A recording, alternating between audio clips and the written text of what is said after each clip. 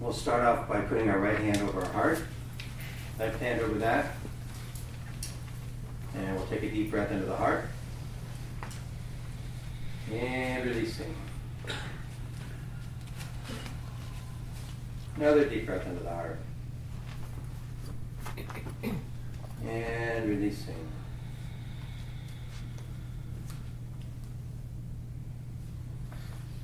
Another deep breath into the heart. And releasing.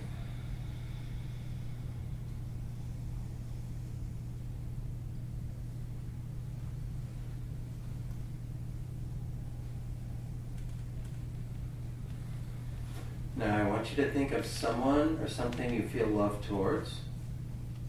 Could be your doggy or kitty, your little munchkins, your significant other.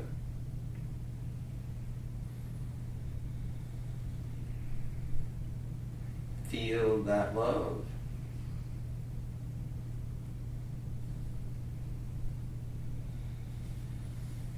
Releasing it into a flow by letting thoughts come and go.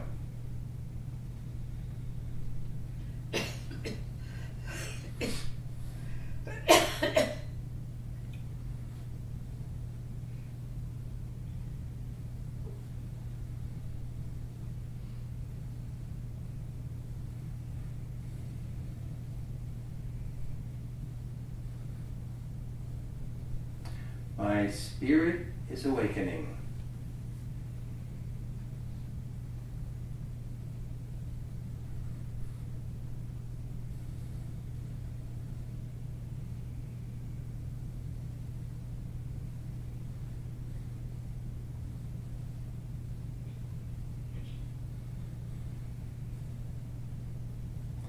I feel my love expanding throughout the whole universe,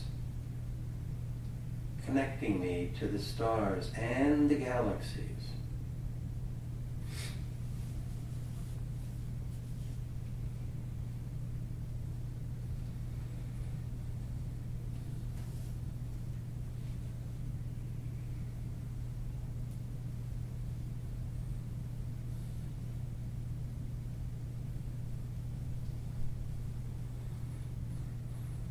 I've got stardust in my soul.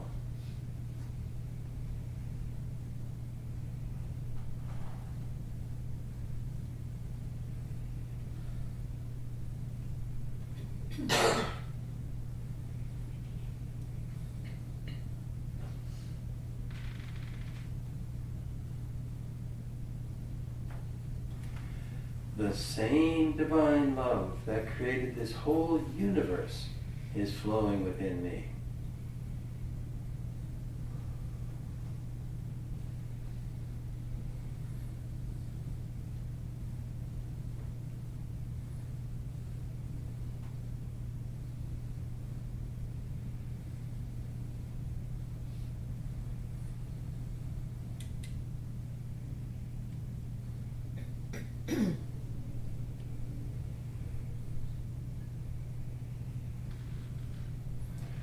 I'm being held in the arms of God.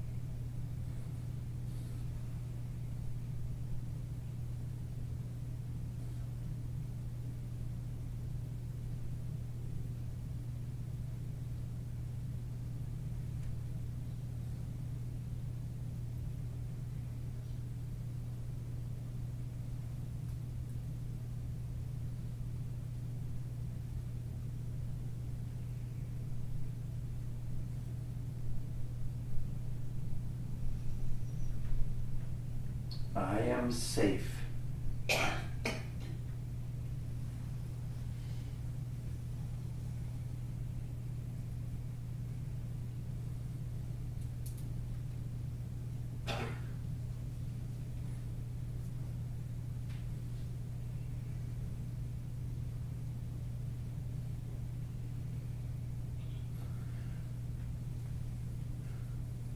truly blessed.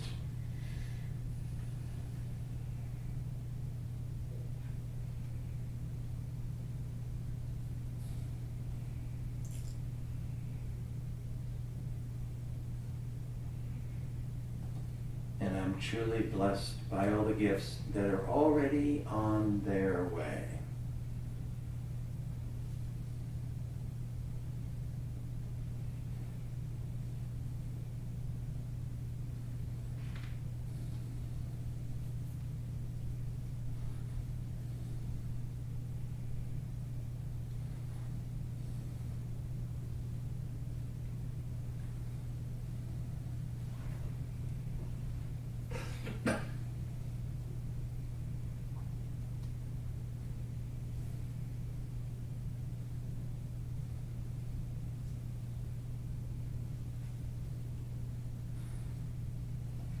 Thank you, God.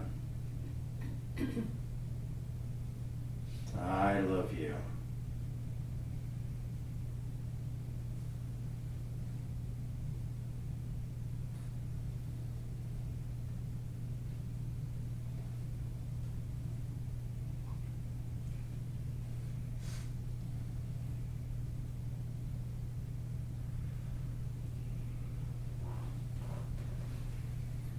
Take a deep breath into the heart.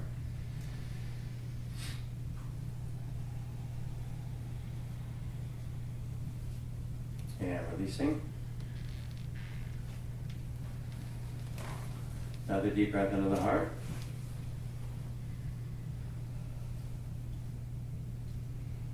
And releasing. Another deep breath into the heart.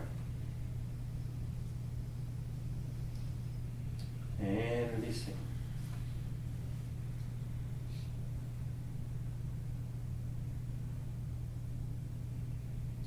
Another deep breath in the heart. And releasing.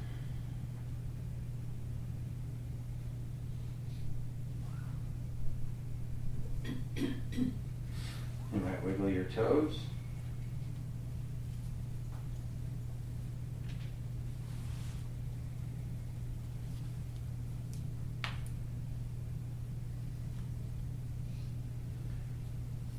Take 10 or 15 seconds and then very slowly open your eyes.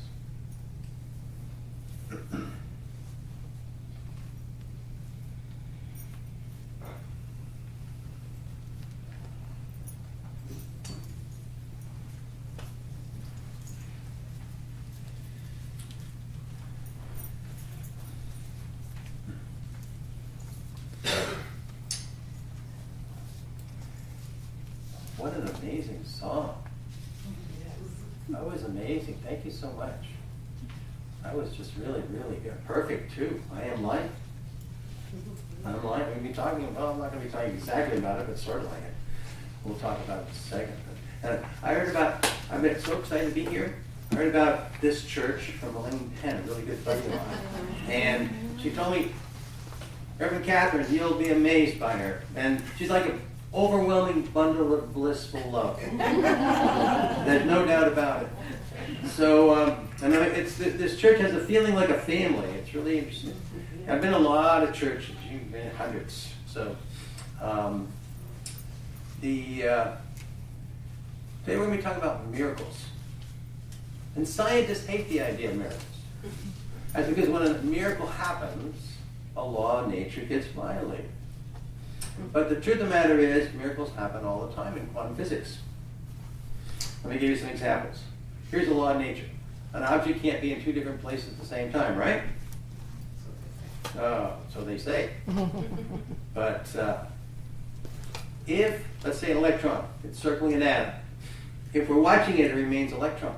If we're not watching it, it magically turns into energy waves. So it's everywhere at the same time. Not just two different places, it's everywhere. Here's another one. Einstein's law of relativity. Can't get any more stable than that, right? The number one rule, nothing can go faster than the speed of light. In 1931, two very famous physicists by the name of Schrödinger and Heidelberg proposed a theory called quantum entanglement. Quantum entanglement is where if you have a couple electrons circling an atom, they become magically intertwined beyond time and space limitations. So even if you were to separate them by 1 trillion miles, if you pushed on one of them, the other one instantaneously go in the exact same direction. The problem here for Einstein was they'd be communicating faster than the speed of light because there's such a huge separation between them. And Einstein hated this theory. At one point he called it spooky action at a distance. And then in 1981, Einstein was proven wrong. Then they redid the experiment 2 years ago in Switzerland, where the new cyclotron is. And they found that not only did 2 electrons communicate faster than the speed of light, it was 10,000 times faster than the speed of light. If you're going to break a law of nature, you might as well go all the way. But the spookiest thing in physics is also one of the most confusing. But we're going to have to talk about it. So if anybody's confused, don't feel bad. But many of you have probably seen the movie What to Believe. And in that movie, they talked about how consciousness actually is the quantum field. Now, the fundamental experiment that they did is a double slit experiment, which I won't explain. I'm going to talk about it a little bit here. I'm not going to go into a lot of detail. And if you feel a little lost, don't worry. I'm going to give you some analogies to explain it. But in the movie, they really didn't do a good job explaining it. But anyway, they were shooting this electron through a slit that was lining up on the black wall. And there was an eye watching. The eye represented consciousness. As long as the eye was watching, the little balls stayed balls, like little balls of electron. As soon as the eye went away, which meant consciousness went away, then there were 16 lines on the back wall. Now, how did one line turn into 16? Well, it's kind of like this. If you take a couple pebbles and you drop them in a pond, they create waves. The waves, in turn, hit each other. And then they create new waves. And then they hit each other and create, pretty soon you got 16 waves. Just like that, what happened is the balls of electrons turned into energy waves, and they interfered with each other, same way that the little waves in the pond did. So in other words, here's the bottom line. Without consciousness, you can't have balls of electrons. Without balls of electrons, you can't have matter. Without matter, you can't have people, you can't have galaxies, you can't have stars, you can't have a universe. So consciousness is indeed the quantum field. Now, personally, I think physics in roundabout ways discovered God. Who is the consciousness that's collapsing energy waves and creating the universe we see around us? But here's the interesting thing. We have consciousness. Is our consciousness the same as the consciousness creating the whole universe? And I will answer that question with a resounding yes. There's been over 1,000 studies that shows that we can also create miracles with our consciousness. Let me give you some, and I like to categorize them in 4 different groups. The first group is a prayer research, which, by the way, Unity Church has been an active participant. They've involved themselves in some of the most exciting prayer studies ever done. I'll talk about one of those in just a minute. The next group of research studies is the research studies from meditation, and that's the ones I was involved with. Shows that a group of people meditating can actually influence the outside world to make it a better place by reducing crimes, auto accidents, and suicide. The third group is the research that shows that we can know things before they happen. And the fourth group is the research that shows that consciousness can even influence machines. Far out stuff from Princeton. Let's start with the first group, which is the prayer research. Now, most of you have heard about the prayer research. And in the beginning, what they would do is they'd pray for one ward of the hospital. They wouldn't pray with the surrounding wards. And the ward they prayed for would get well faster, have less need for antibiotics, have a better quality of life, in some cases less deaths than the surrounding wards. Now, they did a bunch of these studies, but most scientists poo-pooed this research. They said that what was happening was the people doing the praying happened to pick the ward of the hospital that had the best doctors and the best nurses. And the people doing the praying had an uncanny knack for figuring out which of those wards had the best doctors and nurses. They were really good at it. So finally, they did the first double-blind study. I think it was in 1988. No blind is the Cadillac version of research. You pray for one group, you don't pray for the other group.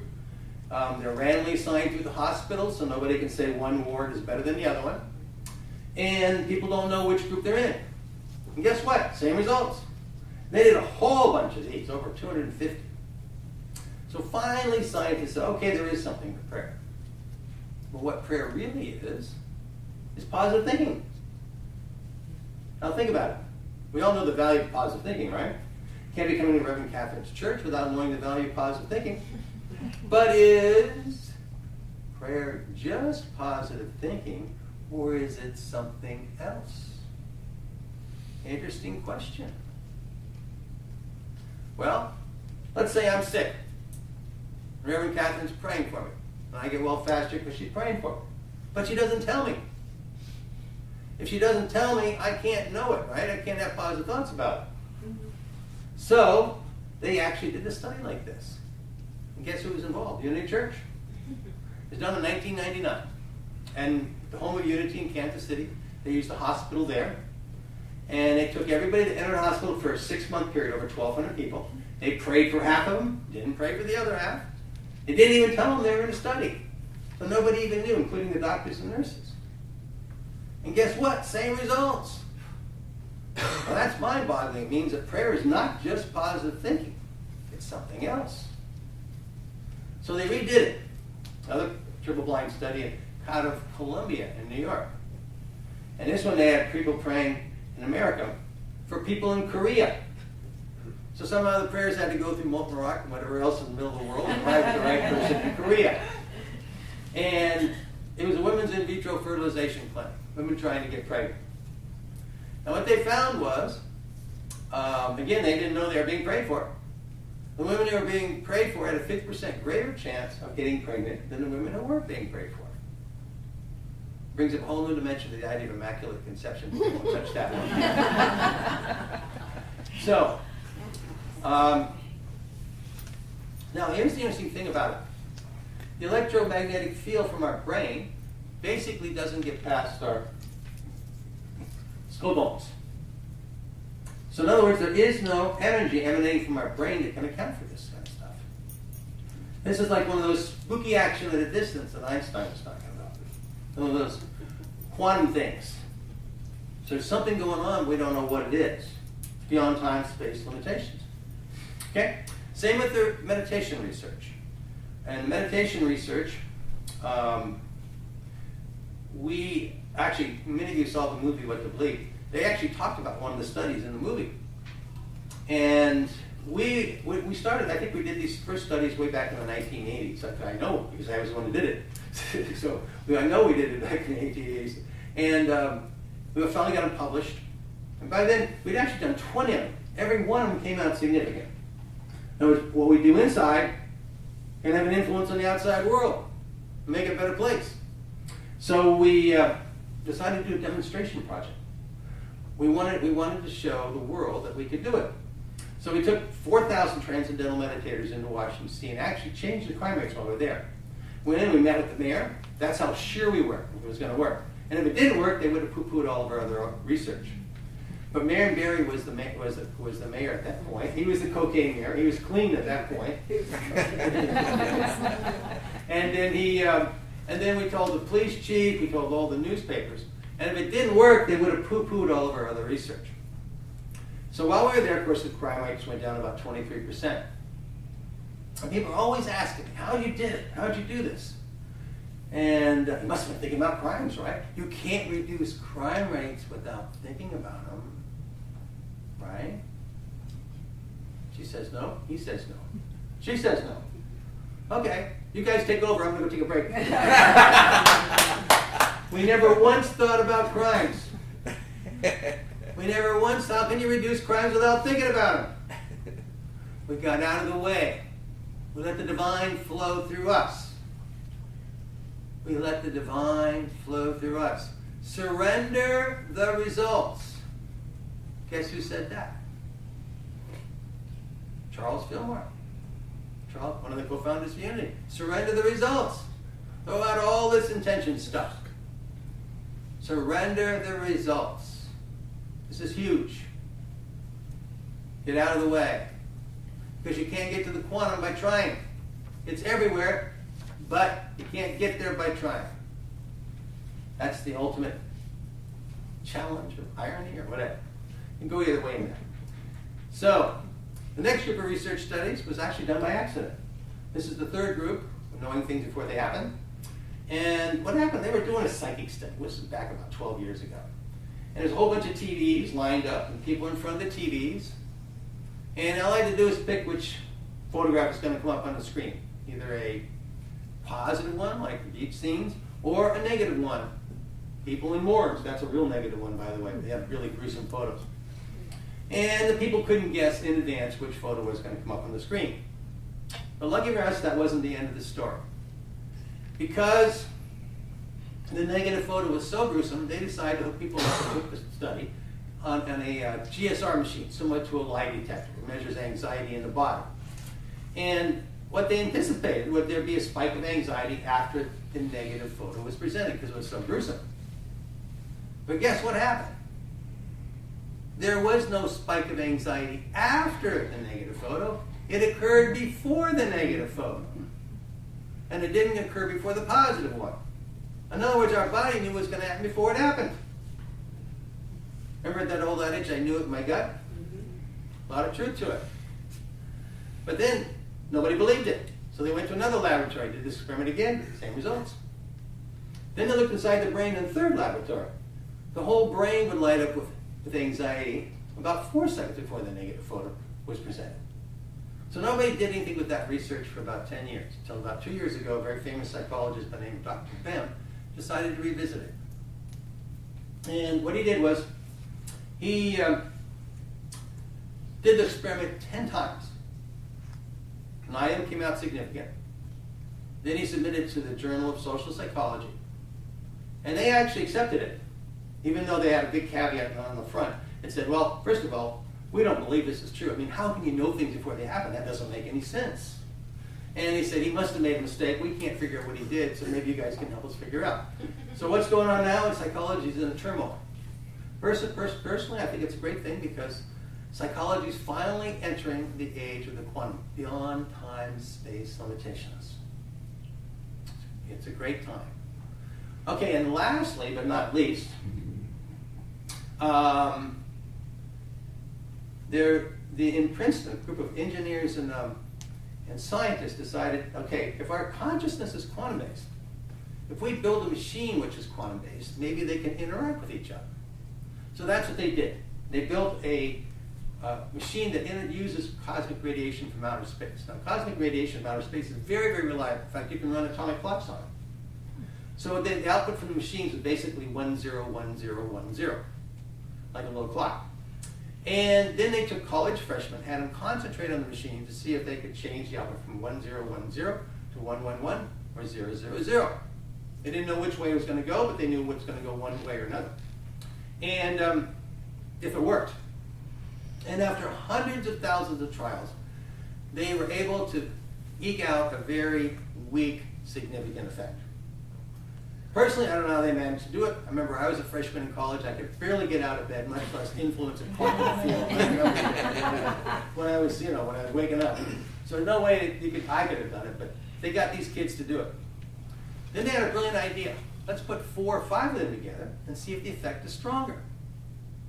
And that's what they found. The more people doing it, the stronger the effect. So what they did is they put the machines all out in the different countries throughout the world. And what they measure is the collective consciousness. When we're all doing the same thing at the same time, like for instance, Katrina, remember Katrina? We got Flores, so maybe Katrina and Flores. But remember Katrina? Sure. They were all paying attention at that time. The machines went crazy. Instead of 1010, they'd go 111 or 000. The opening ceremonies, Olympics, billions of people watched those opening ceremonies. Machines go crazy during that time. There's 250 of these episodes that happened on their website. Well, the machines were also going on during 9/11. 2 amazing things happened during 9/11. First of all, the machines went crazy for 4 straight days. Nothing like that's ever been seen before. But even more interesting is the machines went crazy 4 hours before 9/11 actually happened. In other words, that's before the terrorists even got in the airplanes. In other words, we knew as a collective what was going to happen before it happened. Okay? Now what I've done is I've outlined well over 1,000 studies that proves that our consciousness is beyond time, space limitations. So we can draw at least 4 conclusions. I could probably think of a bunch more, but we have limitations in times. So let me just get a little bit of water here. So the first conclusion is life after death. Think about it. If our consciousness is beyond time, space limitations, then when the brain dies, a part of our consciousness doesn't have to die. Right? Makes sense? If it's not brain-based, it's consciousness-based. It's a part of it which is quantum-based, which is beyond time, space limitations. This is huge. It's one of the biggest questions we've all had is there life after death? In a roundabout way, we've proven it. In other words, it's beyond time and space. Consciousness is beyond time and space. It's not bound by time and space, which means it's not bound by the brain. Okay? The next major conclusion is we are all connected. Jill Bolte-Taylor, one of the most amazing scientific researchers from Harvard, she had a stroke that shut down her left hemisphere. Instead of being in agony, she was in ecstasy. She had the traditional mystical experience. She said the only thing that's keeping us from being in that state is the left hemisphere. The left hemisphere is that monkey part of the brain. It's always thinking, always telling us what to think, always putting ourselves down, always, interfering with meditation. So here's the thing that she said that really touched me. When she had this experience, she said for the first time in her life, she wasn't alone. For the first time in her life, she wasn't alone. She was connected with everybody. Now, here's the interesting thing. With this research that we've been talking about, the prayer research community, my research, what we've proven is what we do in here is connected to the outside world. Because we're getting results in other people's behaviors by doing stuff inside. We don't have to change the outside world. All you have to do is change your inner world. Which brings us to the next conclusion is, we're not helpless. Together we can make a bigger difference than we can alone. And we already are making a big difference. Just a couple months ago, I saw a new study on gay marriage. 65% of America is now for it. Just 2 years ago, 65 were against it. And all the presidents were against it. All the ex-presidents were against it. It's everything shifting. It was not due to politics. There was not some big, huge political takeover. What happened was there was a shift in the collective consciousness. It happened subtly. Magical shift. And that's what we're going through right now. We're going through a shift of having greater compassion and greater love. So we're going through that shift right now. It's actually a good thing. It's actually a very good thing. Right? So when you have negative thoughts about anyone and anything, what you're doing is you're creating negativity in the outside world. So I tell Republicans and Democrats, if you're a Republican, love a Democrat. If you're a Democrat, love a Republican. Okay, way to get after it. Because otherwise you're just contributing to the negativity. Right? We can disagree on what the thoughts are and still love each other. We can still love each other. Why not? People do it all the time. He doesn't think like me, but he's my buddy. If we had to think, everybody had to think the same in order to love somebody, we won't have anybody loving anybody. Besides, it'd be boring. Life would be very boring. Just everything, all I'll be out there is me. But that's another way. But that's also true, though. There's a truth there. It's actually very true. I was going to say this earlier. In the Upanishads in India, this is actually the ancient